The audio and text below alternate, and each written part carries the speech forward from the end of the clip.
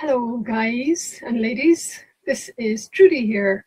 Welcome to my study, which as you can see is full of books and stuff that needs to be decluttered.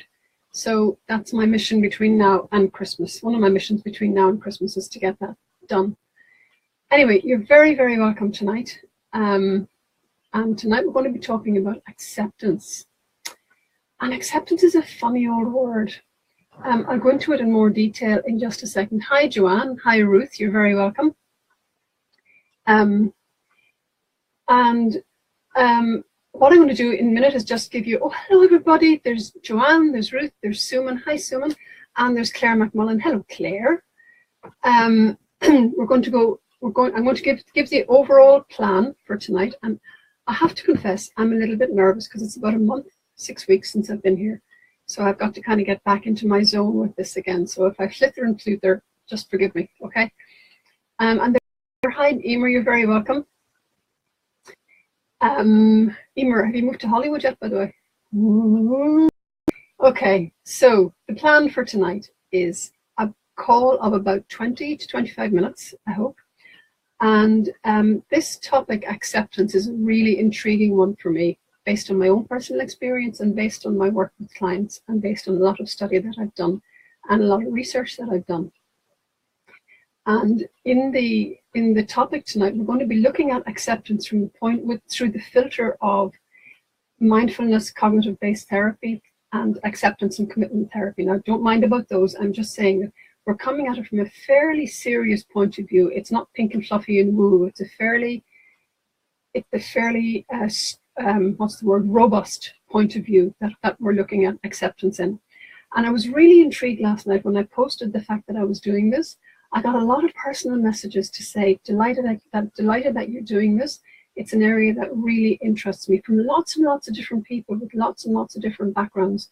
So obviously this acceptance thing is, there's something resonating here with people. So if you're all ready, we're going to be looking at a couple of ways that having an idea of how acceptance can help you. God, that came out badly, didn't it? Okay. So you're all very welcome, those who are here, and for those who may look at this later on, post the live show, you're all really welcome. And if you're all set, I have some notes here as well, because as I say, my nerves are a little bit up at the moment. And I have my tea, and I have my water. So I hope you're all comfortable, and if you're all set, we will get going. And I'm going to say hello to people occasionally as they arrive on my screen here, just to welcome them on board. And there's Jackie Grimley, and there's Siobhan Quinn. Hello, Siobhan Quinn. Hello, Jackie. And I would really love this to be as interactive as possible. So we're going to start off in the classic facilitative way. I'm going to ask you a couple of questions. And if you brought a pen and paper, that's great. And if you didn't, that's fine too. So I have a couple of questions. And the first question is, and just answer this either in your mind's eye or write your answer down on your paper in front of you, okay? The first question is, you don't have to share this at all, by the way, this one. On a scale of 1 to 10, how easy do you find it to allow acceptance to be present in your life? Let me just read that again. On a scale of 1 to 10, how easy do you find it to allow acceptance to be present in your daily life? That kind of begs the question of the definition of acceptance, but we'll go into that in a second. And the second question I have, it's quite it's like a milli-filly, a multi-pastry question, okay? It's why, oh why, is it so hard to be happy? Why is life so difficult sometimes? And what realistically can we do about it? And I'm going to give you a few seconds just to consider that question. Why, oh why, is it so hard to be happy? Why is life sometimes so difficult? And what realistically can we do about it? I just want to kind of nudge you into that thinking space for the moment, okay? And again, I'm going to say hello to some folks who've just arrived, which is great. Edna, hi, how are you? And there's Maureen. And hi, Peter, you're very, very welcome. You're blessed among women at the moment, Peter, which is great. So for those two, I'm going to just go back over those two questions very briefly for the recent arrivals, okay? And this is just a kind of a thing to get things going and hopefully get us interactive, okay? On a scale of 1 to 10, how easy do you find it to allow acceptance to be present in your daily life? Okay. Now, you don't have to answer your questions. You don't have to share your answers on that one. And then the next question is slightly more complicated. It's like a multi-layered pastry that you get in Skinner's Bakery in Hollywood. Why is it so hard to be happy? Now, I'm personally quite happy most of the time, except when I recognize that there's difficult stuff going on inside me. Okay, thank you for the likes. I really love that. Thank you. Why is life so difficult? And what realistically can we do about it?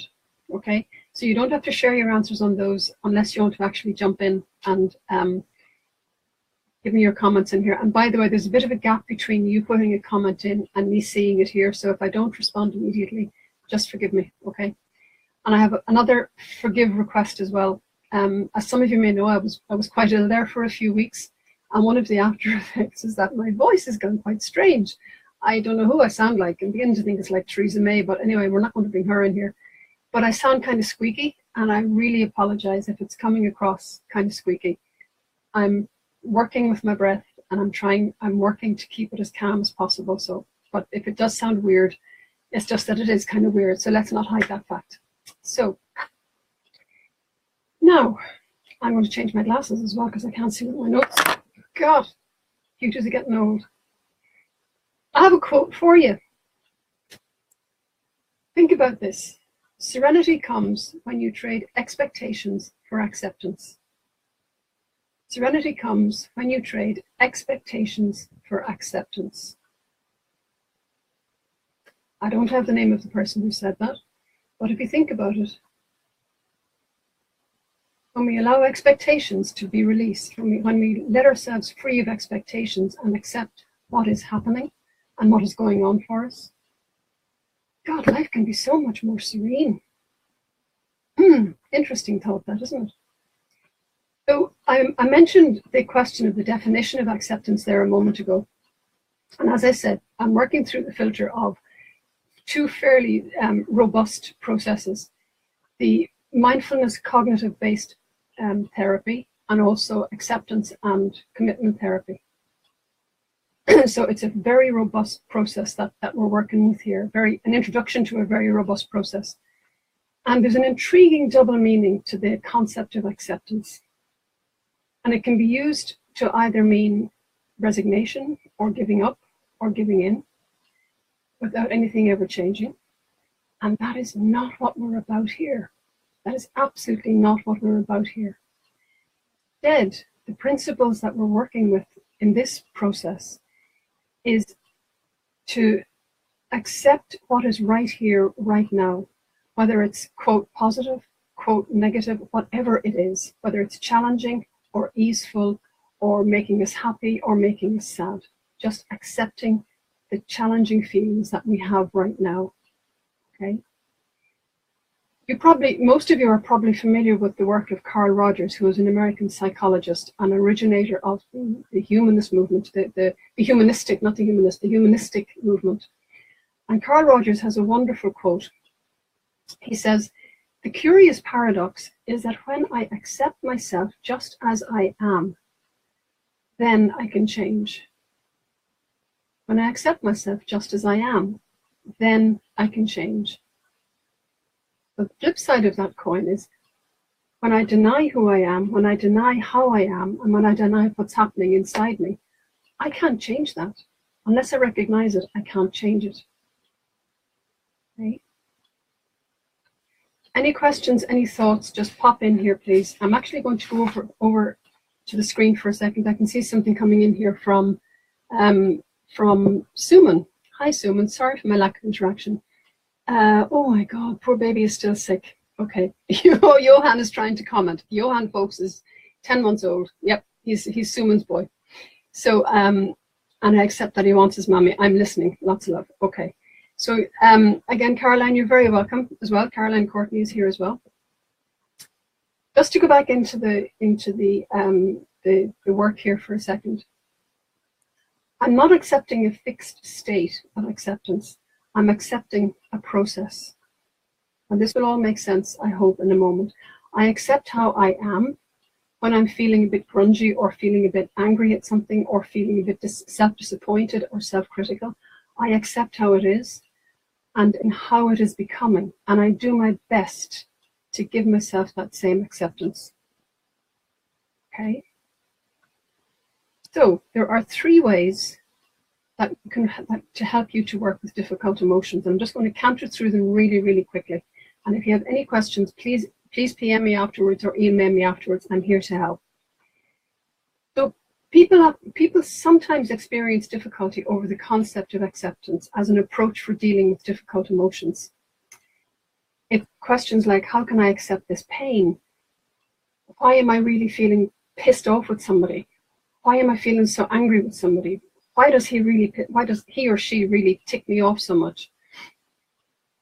They've difficulty accepting the fact of those challenging, non-positive emotions. But if we can cultivate a state of acceptance, life becomes much, much, much simpler. And the reactions that we have attuned ourselves to have about rejecting those challenging feelings, they can cause an underlying tension.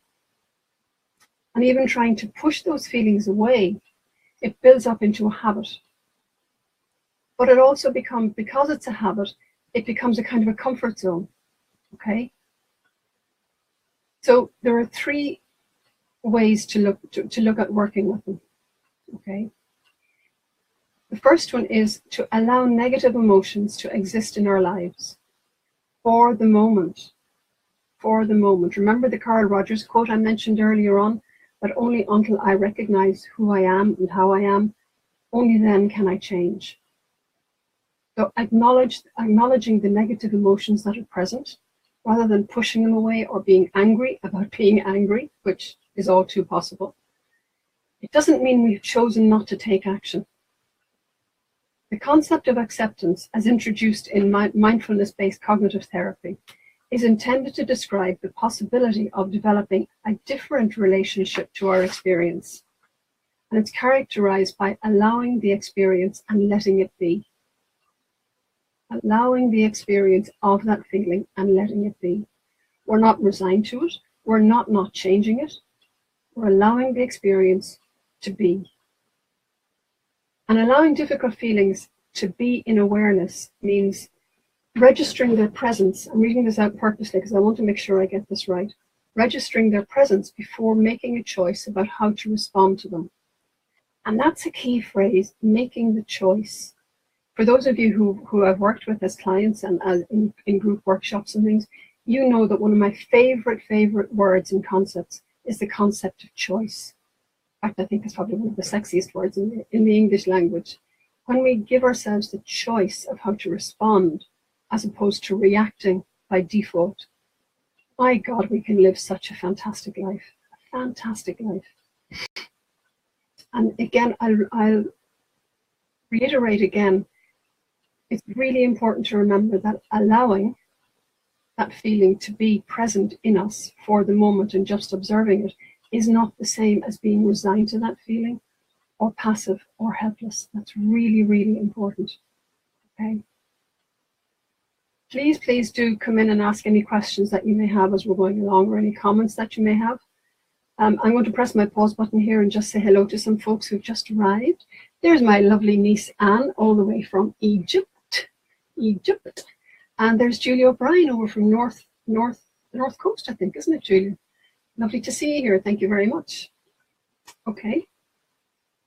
So the second way to work with challenging emotions in terms of acceptance, if you think about it, denying that a negative mindset is taking place is even more risky for your mental health. And I put my hands up here, and those of you who do know me at all will know that many years ago, it is now 21 years ago, I went into recovery in St. Patrick's Mental Hospital in Dublin to begin to recover from alcohol addiction. And the more I work, the more this kind of work that I do now, the more I realize that I was not accepting who I was or how I was feeling or how I was being. I was constantly trying to numb myself or deny what was happening. Now, I had a blissful childhood. 99% of the time. There was nothing traumatic. There was nothing desperate in it. But like everybody, I thought life was unfair, and I just hid myself well into alcohol for many years, and then got into other destructive behaviors as well. I didn't do the hard drugs. Thanks be to God I didn't do the hard drugs, but I got into lots and lots of destructive behaviors. And it's only now, all these years later, I can recognize that Trudy back then thought I was in denial about what was going on in me.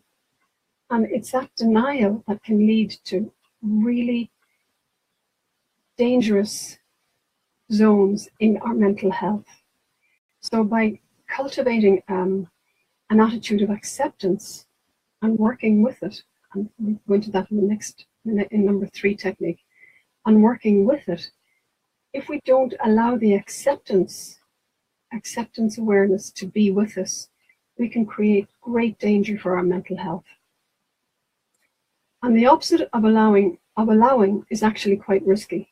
Being unwilling to experience negative thoughts, feelings, or sensations is often the first link in a mental chain that can lead to automatic, habitual, or critical patterns of mind becoming reestablished, like that alcohol thing that I had.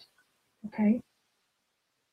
In extreme cases, this can lead to addiction and other destructive behaviors. And you can see this when someone says, I'm stupid to think like this, or I should be strong enough, or I should be able to manage this, or I should be able to manage by myself, or I should be able to do this, or all that self-critical stuff, that inner critic stuff we were talking about a couple of weeks ago. All that damaging, disempowering language that really brings us right into the ground and deadens our feelings. By contrast, shifting the basic stance towards experiencing those feelings from one of not wanting to one of opening up and allowing ourselves to experience the feelings.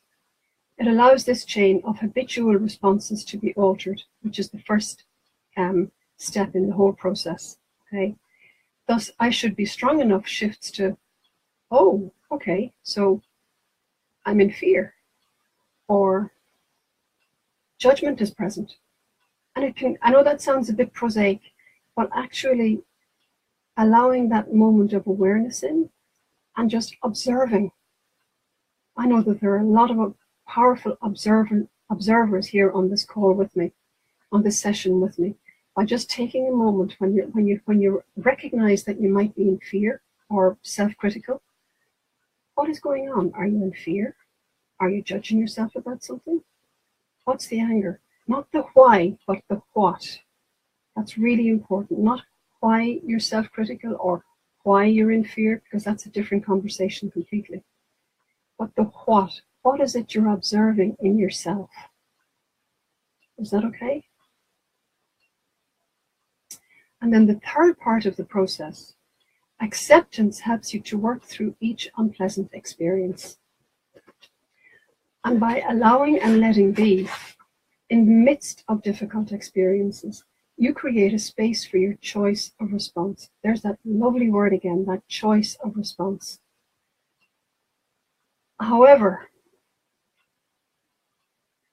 this is not just going to happen overnight, and it's not going to happen easily in all cases.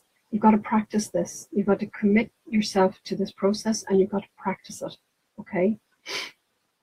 I'm going to bring in another quote here. Viktor Frankl, who was a Holocaust survivor. He was an Austrian psychologist, an amazing man.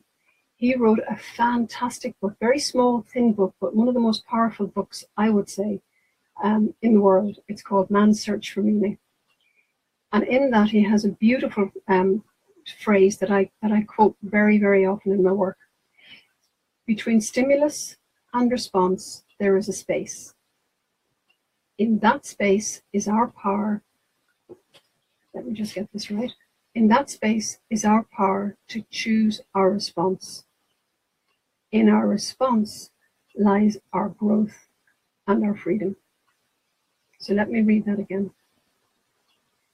And just feel the words that I'm giving you here.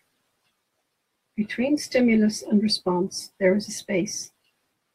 In that space is our power to choose our response. In our response lies our growth and our freedom. So there's that concept of pause and choice and then response. In fact, let me make that 4 phrases. Pause, choice, observe, and then response.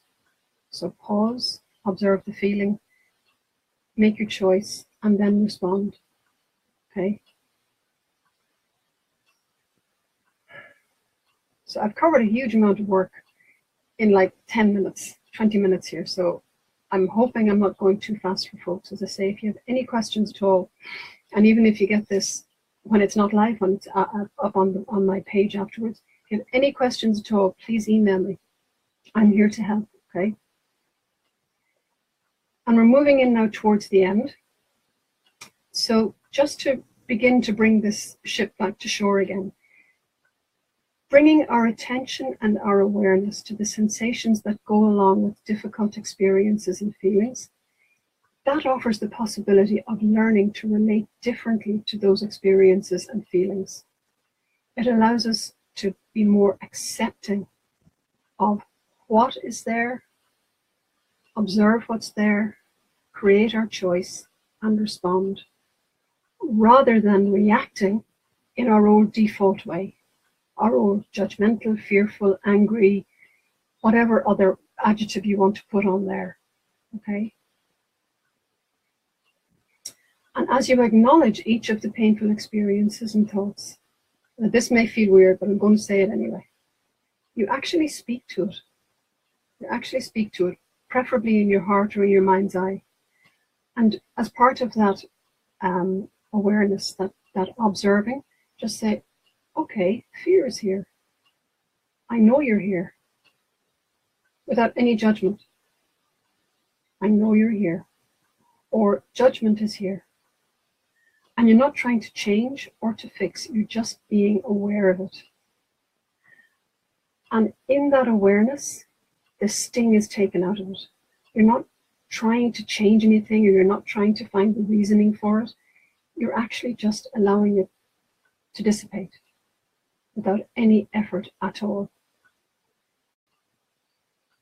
Okay. And a really wonderful way to do this is by using your breath. We don't use our breath. Most of us are not conscious of our breathing half well enough. Use your breath. Become aware of the unpleasant feelings, first of all. Breathe into them. Observe what feelings are there, what feeling is there. Don't look for the why. Observe what feeling is there. Say to yourself, fear is here, judgment is here, anger is here. Hello. Interested. And then make your choice as to how to respond. And that will eventually become an automatic response for you. And you'll do it so quickly. I'm taking a long time to go through it here, but that will happen so quickly for you when you do actually allow that to become part of your default and create that new habit for yourself. Now, guess what the benefits are of doing all of this? Guess what the benefits are?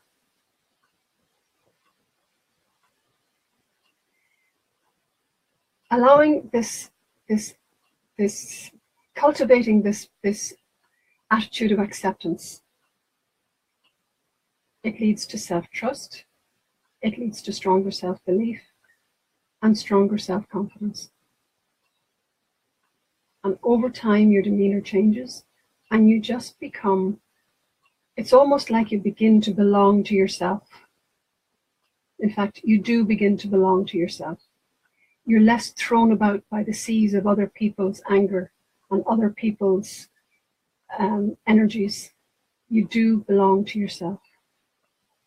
And you know, as I say, it takes a while for it to grow and to cultivate, but my God, it's worth it. It really is worth it. So I have been speaking about lots of this big serious topic for a long time. I'm just going to check in here on the screen again to see if there are any questions or comments. Hi Katrina, and hi Richard, and there's Claire Miles as well. That's great.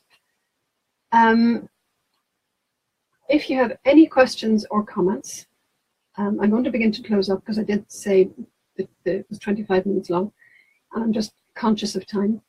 If you have any questions or comments or any thoughts that you want to email them over to me, Trudy@trudyarthurs.com. Sorry, that's my ring banging on the desk. I do beg your pardon, sorry. Email them over to me, Trudy@trudyarthurs.com. I am here to help. I will do my best to get back to you within 24 hours. So that's it for tonight. I would love your thoughts and your comments, and I would be so happy. I would do a happy dance if you would share this video out into the world for me. I would really appreciate it because this is really important work. And the next Facebook Live will be on Tuesday, the 14th of November at 7:30. I'm sorry it's not a regular date right now, but my work commitments are not allowed to happen. The next Facebook Live will be on Tuesday, the 14th of November, 7:30 p.m. And the topic, the topic is intentions. Intentions. How to live intentionally, how to create powerful intentions, and how to allow them to be. How to accept intentions into your life. Okay, I'm going now. I could blither on here for hours. Night, night. Lots of love. Take care of you all. God bless. Take care. Bye-bye. Thank you. Thank you, Siobhan. Hi, Joanne. God bless. Bye-bye.